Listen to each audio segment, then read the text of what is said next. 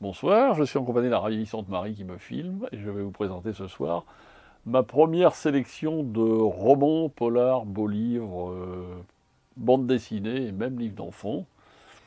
Il y aura à peu près 5-6 sélections d'ici Noël que je vais vous faire tous les 10 jours à peu près.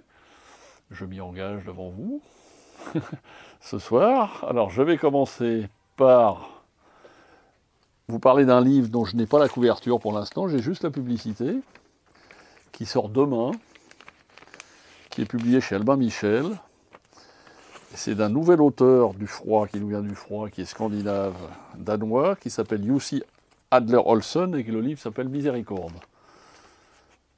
Et ça a eu un succès fou dans tous les pays scandinaves, en Allemagne et tout ça, et il arrive enfin en France. Et j'ai eu l'occasion de le lire donc avant qu'il sorte, et même de rencontrer l'auteur, et je peux vous dire que précipitez-vous à partir de demain, parce qu'il sort demain, parce que c'est un petit chef-d'œuvre de terreur, d'horreur et de suspense. Contrairement à certains auteurs scandinaves, parce que moi, les Millennium et compagnie qui sont un peu longs, il fait froid, et ça se passe la nuit, c'est un peu casse-pied, celui-là, il va à 200 à l'heure, les personnages sont complètement décalés, c'est un couple de... Enfin, il y en a un des deux qui est policier, il doit mener une enquête parce que ses deux coéquipiers, il y en a un qui est mort et l'autre qui est paralysé parce qu'ils se sont fait attaquer, et il devient le chef, il est un premier rencard, il devient le chef un peu comme dans le feuilleton Cold Case, c'est-à-dire qu'il s'occupe des affaires qui remontent à des années. Et là, il prend un premier dossier, et le premier dossier, c'est une femme qui a disparu depuis 5 ans et qui devait normalement devenir le Premier ministre du Danemark. On lui adjoint un gars, c'est ça l'intérêt du bouquin, c'est le couple qui va se former, qui est irakien. Alors, irakien en Danemark, c'est assez fou, quoi, parce qu'ils prient en bas, ils sont dans le sous-sol du commissariat et tout ça. Et petit à petit, ils vont mener une enquête qui va les s'amener pratiquement au bout de l'horreur, parce que bon, c'est une personne, en fait, elle n'est pas morte, parce qu'elle était disparue, ils pensaient qu'elle était morte et tout ça, elle n'est pas morte, elle est séquestrée, tout ça. Pourquoi, je vous raconte pas, parce que c'est pas la peine, ce serait dommage.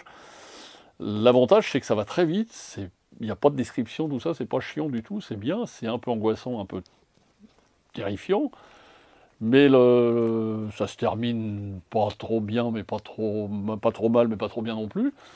J'ai eu l'occasion de discuter avec l'auteur que j'ai rencontré, il en est déjà à son 4e tome, et normalement il y aura 12 tomes de prévus, et qui en fait formeront une seule et même histoire, parce qu'en fait ce qui nous laisse sur notre faim à la fin du roman, parce que l'intrigue elle est découverte et tout ça, c'est d'où est-ce que vient son coéquipier irakien qui débarque comme ça, qu'est-ce qui s'est passé et tout ça, et ça je pense qu'on aura je le sais qu'on aura des réponses dans les tomes d'après, et c'est ce qui fait vraiment le sel de ce bouquin, qui n'a rien du tout de danois, qui est vraiment super bien.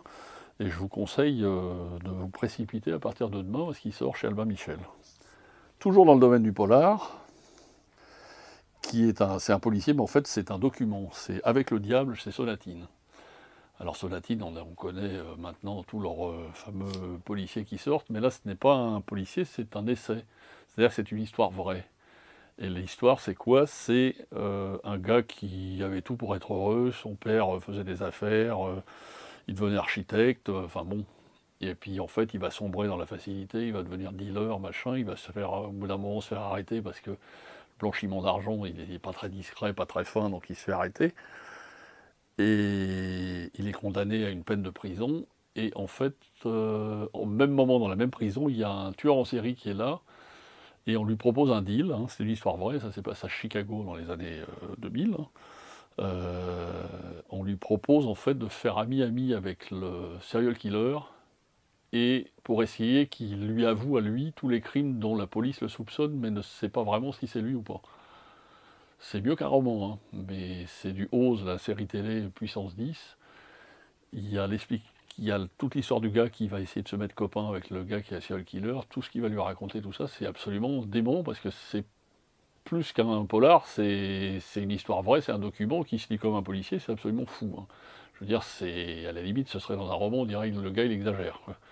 Et c'est vraiment fascinant, quoi. On se demande enfin on sait qu'il s'en sort puisqu'il a écrit le livre, hein, avec un journaliste, mais c'est vraiment complètement fou, quoi, qu'on puisse proposer ça, et ça existe vraiment aux États-Unis, quoi. C'est un deal qu'il a fait pour être libre d'accepter le deal, parce que selon la police, il y a des degrés. Lui, il était méchant, il était dealer et tout ça, mais contrairement à l'autre, c'était un gentil, donc à la limite, il valait mieux que punir l'autre que lui, quoi.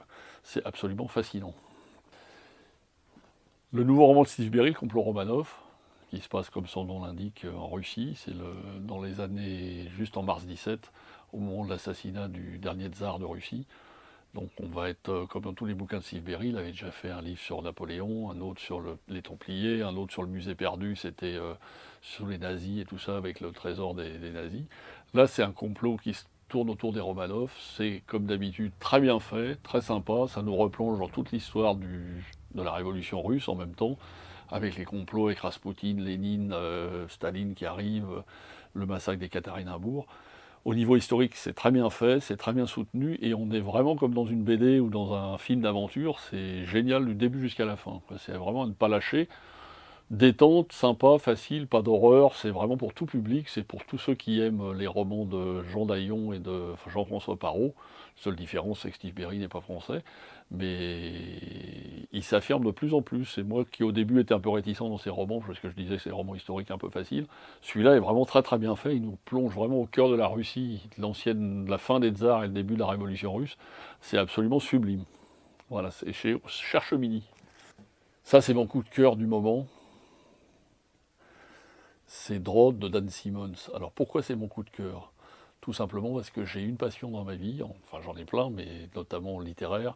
Je suis un fou de la littérature victorienne, et notamment de Charles Dickens. C'est-à-dire qu'à mes moments perdus, quand j'ai fini de lire les livres qui sortent pour vous en parler et pour vous confier mes coups de cœur, je me plonge dans mes 9 tomes de Pléiade de Charles Dickens.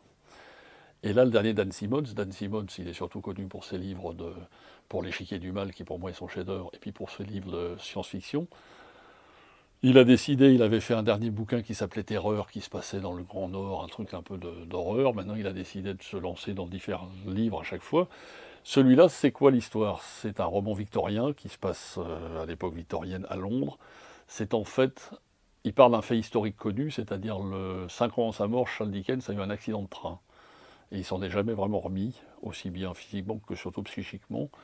Là, c'est quoi l'histoire? Il fait mener à Charles Dickens et à Wilkie Collins, qui était son... Wilkie Collins, c'est, selon plein d'esthètes, plein de spécialistes, je veux dire, l'inventeur du roman policier, historique notamment. Jaloux toujours Dickens, parce qu'il considérait toujours qu'il était beaucoup meilleur écrivain que Charles Dickens, qui disait qu'il ne savait pas finir ses livres, qui ne savait pas faire des intrigues. En fait, Charles Dickens, il ne faisait pas des intrigues policières, il faisait des romans longs, il ne se passait pas toujours des choses, mais ce qui était bien, ce que j'adore moi dans lui, c'est le descriptif et tout ça, alors que chez Wilkie Collins, c'était du policier, vraiment. Là, ils mènent une enquête policière tous les deux à la recherche d'un personnage énigmatique qui s'appelle Drode. Drode, c'est le nom du livre, et Drode, si les gens qui connaissent un peu Dickens, c'est le dernier roman inachevé de Charles Dickens. Donc à la fois, on a la quête les dernières années de la vie de Charles Dickens, une enquête policière à travers Londres avec le fog, les ruelles sombres d'Oliver Twist ou de Grandes Espérances, à la fois les rapports qu'il entretenait avec son ami Wilkie Collins, et à la fois la quête de la recherche d'un tueur et machin, qui est en même temps le personnage de son roman. Donc c'est à la fois un policier, un livre sur le roman, sur la façon de truc, sur l'époque victorienne, sur Charles Dickens. C'est absolument un chef-d'œuvre. Alors c'est sûr que ça peut rebuter un peu les gens, parce qu'on parle de Charles Dickens, tout ça, on ne sait pas forcément, les gens ne connaissent pas forcément, à part Oliver Twist, qui est Charles Dickens. Mais même si on ne connaît pas Charles Dickens, si on aime bien l'époque anglaise de la fin du 19e siècle, avec ses mystères, son brouillard et ses ruelles sombres, époque Jacques l'Éventreur et tout ça, c'est un bouquin que je vous recommande.